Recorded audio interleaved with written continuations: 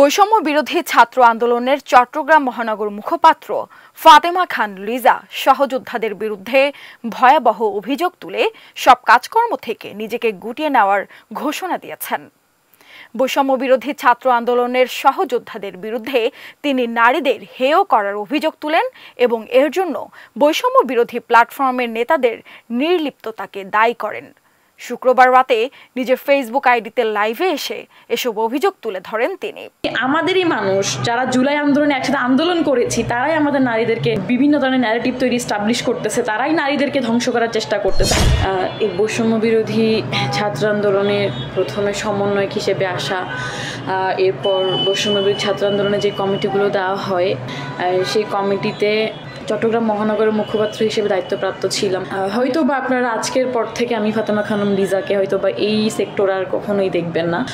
এর কিছু কারণ আছে, সেই কারণগুলোর আগে আমি আসলে আজ কিছু কথা বলতে চাই যে চট্টগ্রামের রাজনীতির আজকে এই অবস্থা কেন, চট্টগ্রামের বিপ্লবীদের আজকে এই অবস্থা কেন, চট্টগ্রামে আজকে এতটা হযবরল চলছে কেন, চট্টগ্রামে আজকের দিনে এসে কেন একে অপরের পিছিয়ে পড়ে আছে।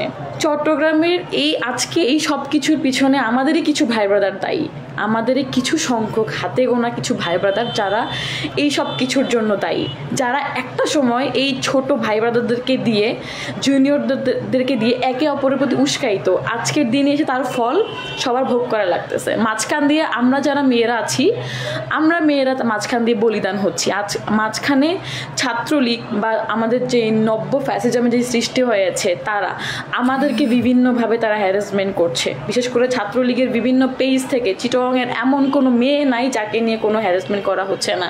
হ্যাঁ, রিসেন্টলি কয়েকটি ইস্যু এসেছে, একটি ইস্যু যে চাঁদাবাজির যে একটা এলিগেশন এসেছে। আমার কথা হচ্ছে যদি চাঁদাবাজি করে থাকে তার যথাযথ প্রমাণ নিয়ে আইনি ব্যবস্থা নেওয়া হোক। তাই বলে সেই মেয়েটাকে নিয়ে যখন ছাত্রলীগের বিভিন্ন পেজ থেকে যখন তাকে বিভিন্নভাবে হ্যারাসমেন্ট করা হয়, এইসব একজন মেয়ে হিসেবে একজন নারী হিসেবে আমি এগুলো কখনোই আমরা টলারেট করতে পারি না। বা আমাদের মানুষ যখন এইসব উস্কায়, আমাদের মানুষ যখন এই বিষয়গুলো উস্কায়া দেয়, আসলে এই বিষয়গুলো সহ্য করার মতো না, বা এই বিষয়গুলো খুবই দৃষ্টিকটু। যাকে তবে আচ্ছা একটা কথা শেয়ার করি যে আমরা আসলে কোন জায়গায় থেকে আজকে আমি আসলে কোন জায়গায় থেকে আজকে এখানে আসার সাহস দেখাইছি।